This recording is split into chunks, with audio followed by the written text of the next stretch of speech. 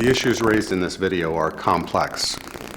They deal with systems, with economics, with the transfer of money and the purchasing of resources. Complicated topics. But the reality is that these translate into human stories.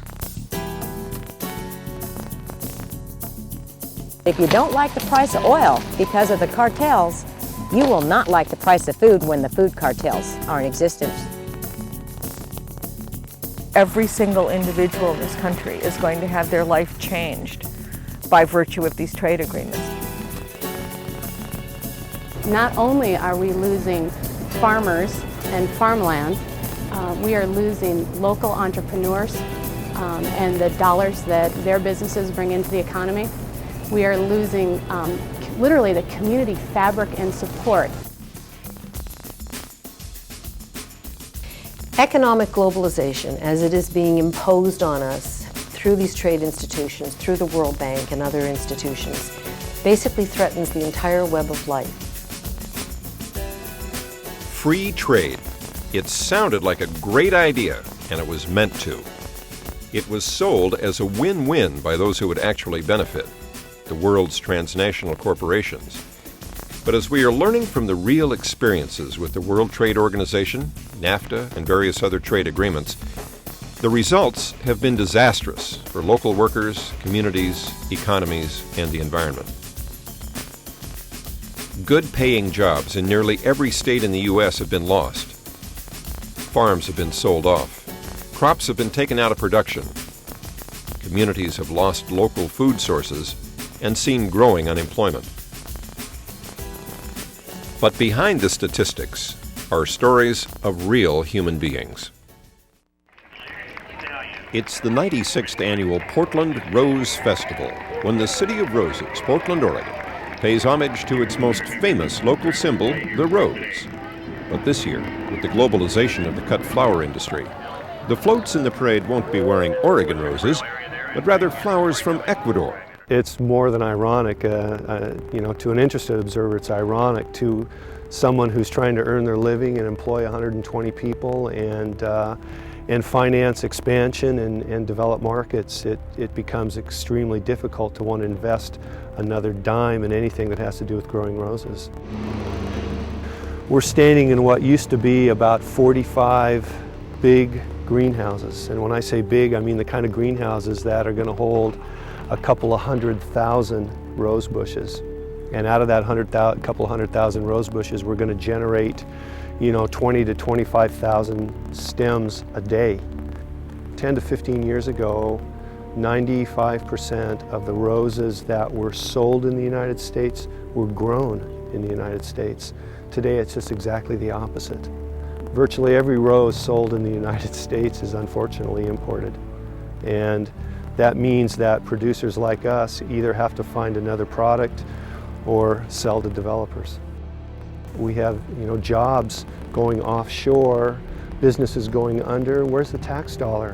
Where's income tax? And then an employee who pays their payroll tax and pays their property tax when they have the money to buy something.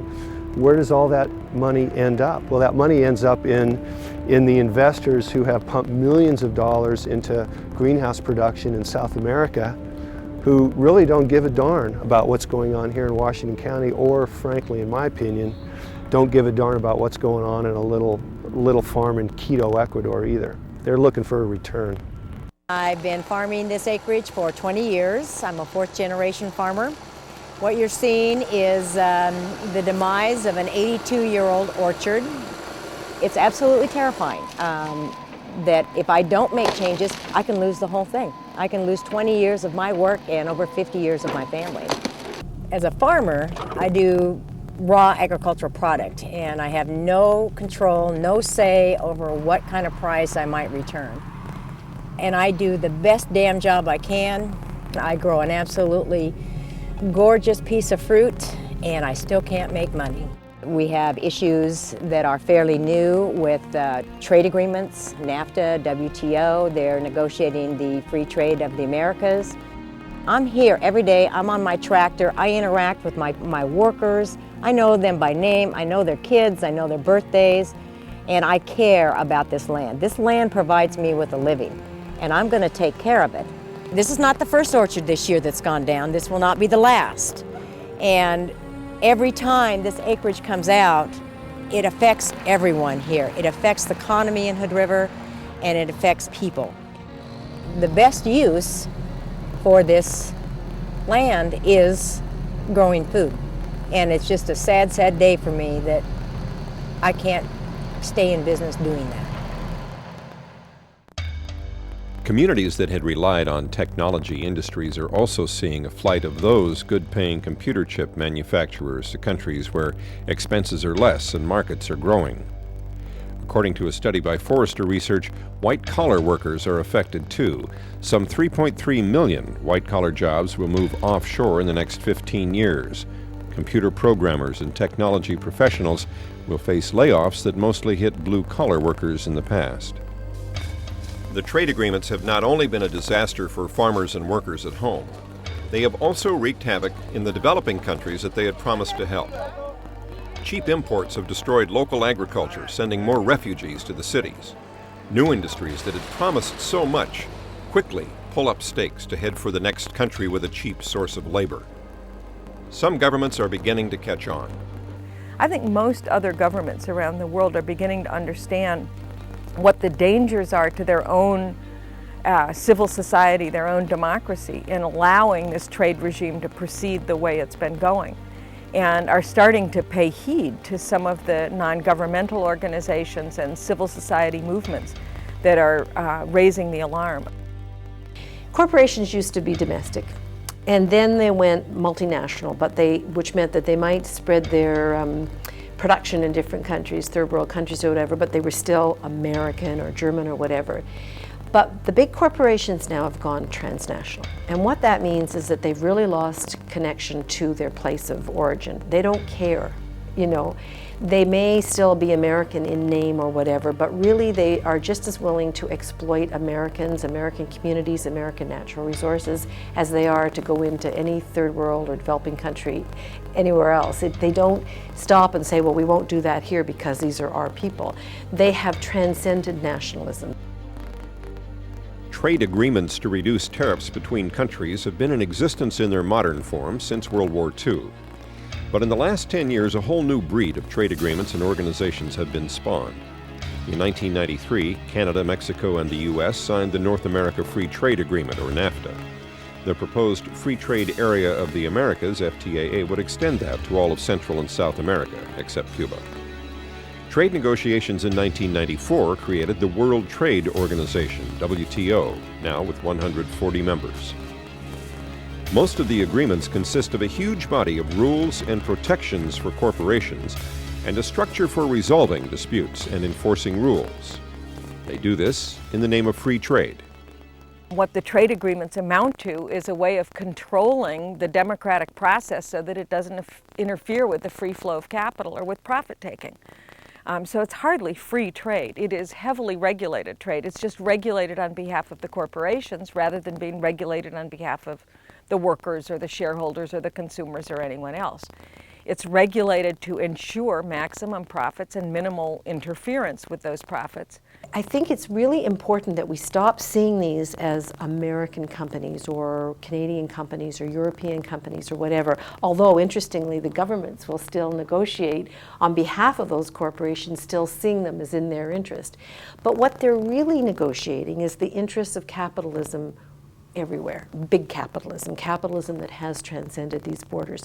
And what they want these trade agreements for is to be able to move across borders without bumping into different regulations, without saying, I've got a steep cliff here in terms of healthcare, or public healthcare system, or oops, these people have stuck some tough environmental rules around chemicals or whatever. They don't want that.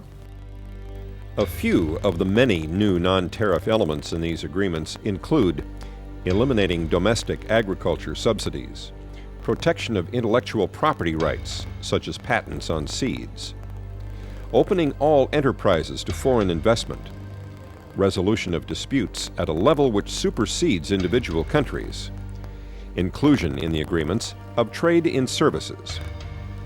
While all of these play a role in the overall picture, it is the opening up private corporation competition to provide what have been public services that worries many people. Transnational corporations used to stick to trading goods, but in the last 10, 15 years, they've really moved into the area of what we call services. So that could be healthcare, water delivery, education, prisons, roads, even culture, just like everything that governments do or used to do. Transnational corporations say we want to do instead on a for-profit basis. And what that means is that any country has to open up its service sector to investment by foreign corporations, so that your telecommunications, your education system, your health system, your water system, your banking system, your electrical utilities, all of those are up for grabs and can be bought out, have to be privatized basically, and can be bought out by foreign corporations. Nowhere is privatization moving more rapidly than in drinking water supply. Throughout the globe, fresh water is in short supply. There is also nothing more basic to our survival. With the trade provisions in these agreements, global corporations are gaining control of a lucrative, life-essential service. When transnational corporations get their hands on water services delivery, they are in it again to make money. So they have to cut corners. Instead of every dollar of your taxpayers' money going to have that water supplied back to you, some of it has to go to cutting corners. They have to raise the price of water, and in third world countries they've done that to the point where people literally cannot afford the water. They cut safety corners, they cut testing corners, they lay off public sector workers or workers generally, and they don't have enough people running it. People should worry about their right to have and maintain standards and regulations in order to provide security for them and their families and environmental security for the world around them.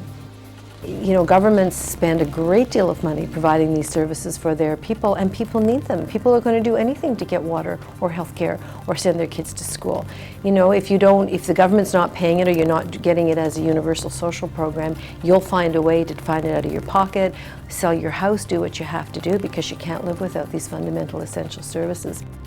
Another lucrative service sector being pursued by global corporations is healthcare and medical services. And while the system in the U.S. is largely private, countries like Canada have a long and successful history of providing low-cost care for their citizens. Under the trade rules, those systems are threatened. Americans spend twice as much per person on health care as we do because we pool our funds, and then we're able, because of that, we don't have insurance brokers and we don't have all the middle people. We don't have any CEOs at the top making $10, $20, $30 million a year. So we're able to use the money and provide a more equitable, better service for everyone. We go to a hospital, we leave the hospital, we don't see a bill. You don't get a bill for one single thing that has happened in that hospital. Why one would exchange that for the individual fight that you've got on your hands when you've got to be the broker between your kid who had cancer and had that treatment at the hospital and your insurance company that's not going to pay it, why anyone would exchange one for the other, I don't know. In the name of freedom, in the name of individual liberty, I think we have to fundamentally and deeply question that kind of logic. How did I end up in this pan of boiling water?